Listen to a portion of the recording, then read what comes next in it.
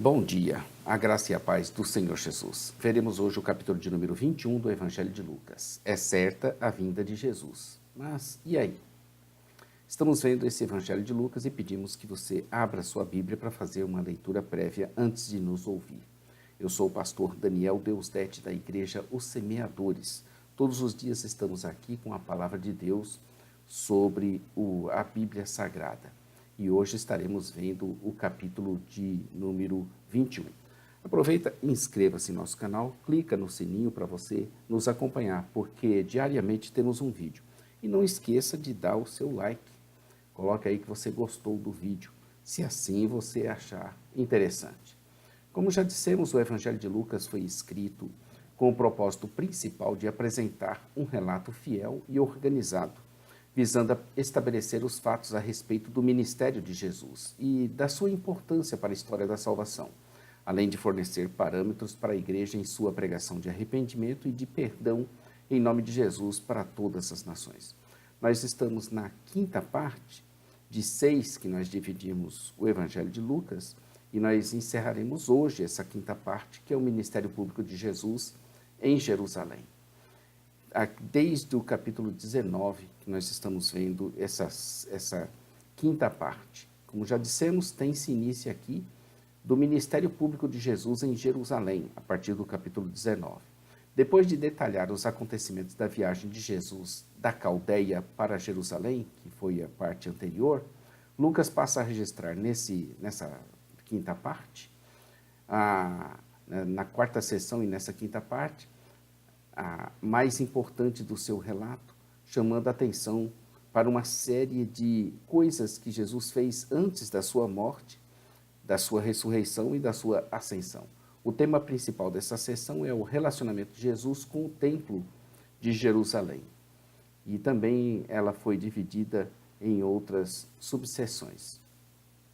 E nós veremos hoje o Sermão do Monte das Oliveiras, no capítulo 21, do verso 5 ao 38, e nós estaremos vendo também ensinando no templo. Ele vai tanto ensinar como ele vai fazer esse sermão, nós veremos agora. Uma breve síntese desse capítulo. Esse capítulo 21, ele fala primeiro da oferta da viúva pobre e da sua disposição de coração de colaborar e ajudar.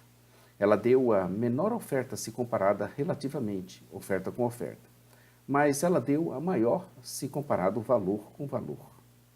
Não são as aparências que Deus busca em nós, mas nosso sincero coração. Se estamos buscando atenção, prestígio, fama, sucesso, renome e grandes salários, como a Veja publicou certa data sobre os pastores, então não estamos buscando Deus, nem mesmo sendo instrumentos dele. Nosso alvo é outro. Sucesso, fama, nome. Se eu ou nós estivermos buscando essas coisas, nós não estamos focados em Cristo Jesus e nem dele somos instrumentos. Depois Jesus vai falar da sua vinda e da necessidade de estarmos bastante vigilantes. A palavra de ordem é oração, vigiai e orai. Que é certo que virá o Senhor, é certo. Isso ninguém tem dúvidas, mas estamos nos distraindo demais. E também estamos nos envolvendo com coisas desta vida de uma forma tão assustadora, principalmente nos últimos tempos em que a globalização tem alcançado o mundo e a internet tem distraído e enchido o homem de conhecimento e mais conhecimento, tanto que não somos capazes de processar tanta informação. Começam então a surgir as doenças modernas, entre elas a depressão e tantos outros males. Seção C, ensinando no templo, vai até o verso 4. Começamos no capítulo anterior, no verso 47. Até o verso 4 deste capítulo, estaremos vendo Jesus ensinando no templo. Lucas continua enfatizando os judeus e o templo ao registrar os ensinamentos que Jesus pregou ali. No pátio das mulheres eram colocadas 13 caixas em formato de trombeta, na qual as pessoas depositavam as suas ofertas, e em cada caixa havia uma inscrição informando o uso que seria dado ali àquelas doações. No grego, a palavra pobre, de viúva pobre, é uma palavra incomum, e em todo o Novo Testamento é utilizada apenas aqui com o significado de que ela era muito pobre mesmo. Todo o dinheiro dessa mulher se resumia a essas duas moedas pequenas feitas de cobre e chamadas de lepto, a moeda judaica de menor valor. Se medirmos a oferta pelo que sobra ao final da doação, então essa mulher claramente ofertou mais do que qualquer outra pessoa, se os valores comparados forem absolutos.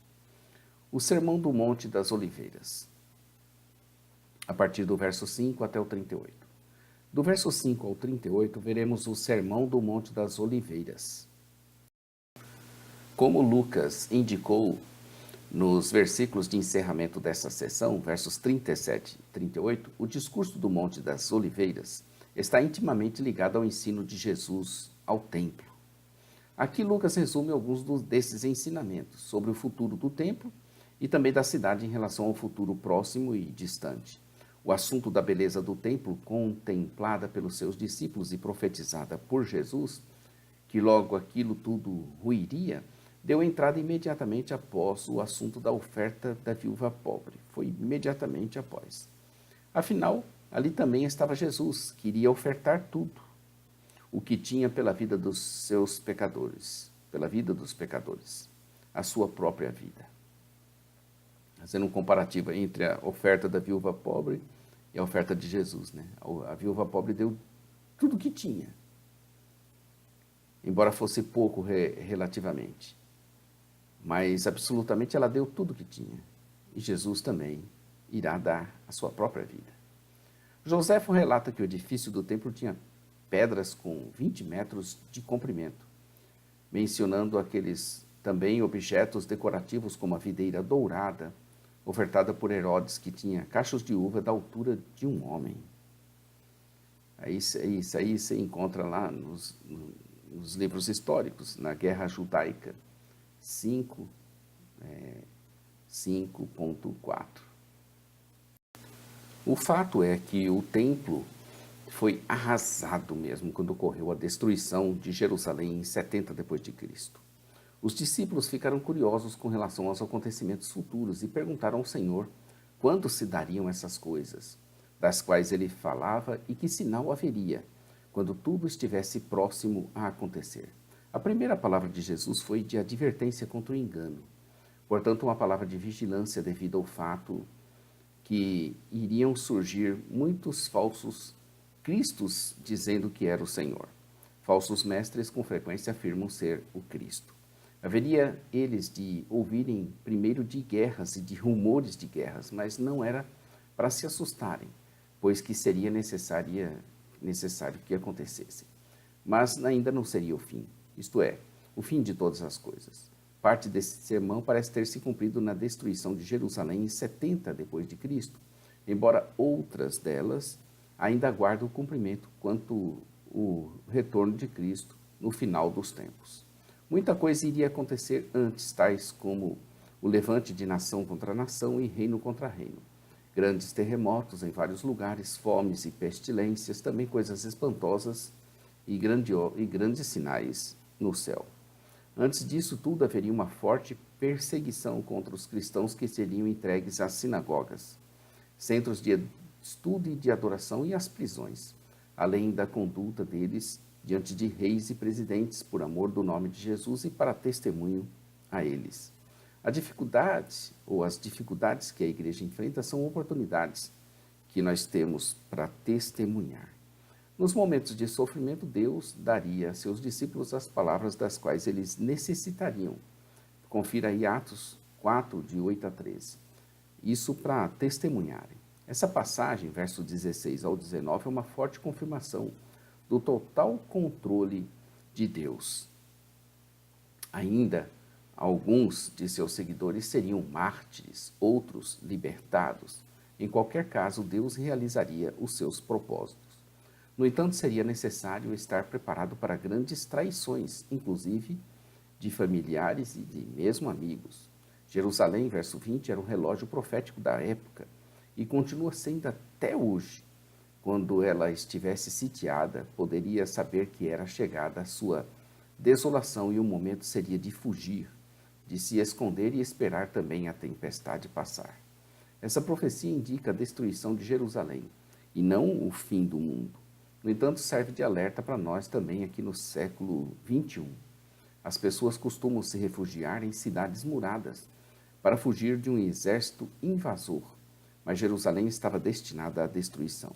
Logo, as pessoas deveriam fugir dela e não tentar entrar nela. O que aconteceria a Jerusalém seria um ato de julgamento divino e não um sofrimento sem propósito. De fato, o cerco de Jerusalém em 70 d.C. trouxe sofrimento extremo. E assim caíram ao fio da espada, e para todas as nações seriam novamente levados cativos. E Jerusalém seria pesado pelos gentios até que os tempos dos gentios se completem. Tempo este que pode ser o tempo quando os gentios triunfarão sobre Israel ou quando o evangelho for pregado por gentios, ou ambos se completem. Há um propósito divino em andamento e estamos bem no meio desse propósito. A atenção agora se volta para a segunda vinda de Cristo, um acontecimento que será precedido de sinais que farão muitos ficarem perplexos. Jesus retornará à terra numa nuvem, com poder e grande glória, para reinar em esplendor. Quando estas coisas estupendas começassem, Jesus afirma que estaria próxima a nossa redenção, no verso 28. Essa palavra significa desobrigação de pagamento, redenção. Jesus pagou o preço no Calvário e aqui estava se referindo ao cumprimento final de tudo o que seu livramento significaria. Quando as folhas começavam a brotar nas árvores, era sinal de que o verão se aproximava. Do mesmo modo, os sinais dos quais Jesus falou nos mostrarão que o reino está próximo.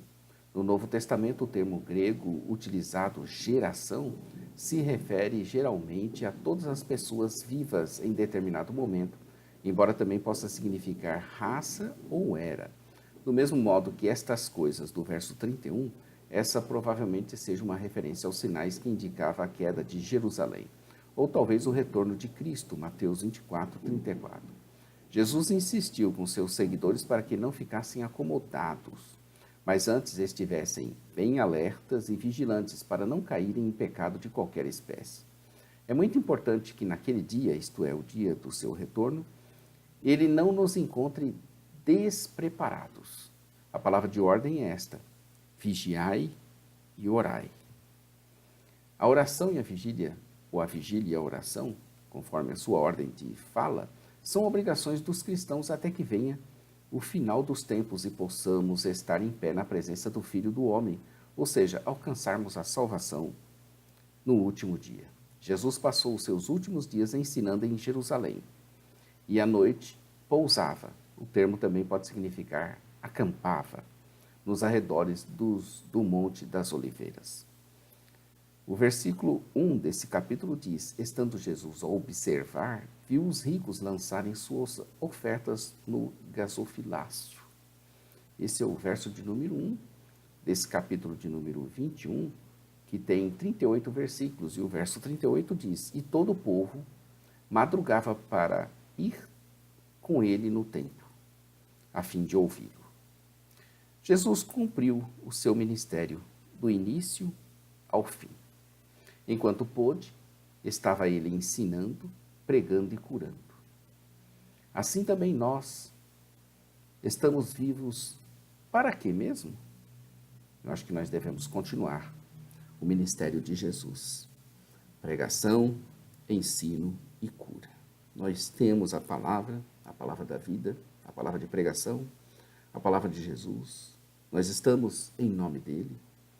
Nós temos o conhecimento que é dado pelo Espírito Santo, coisa simples.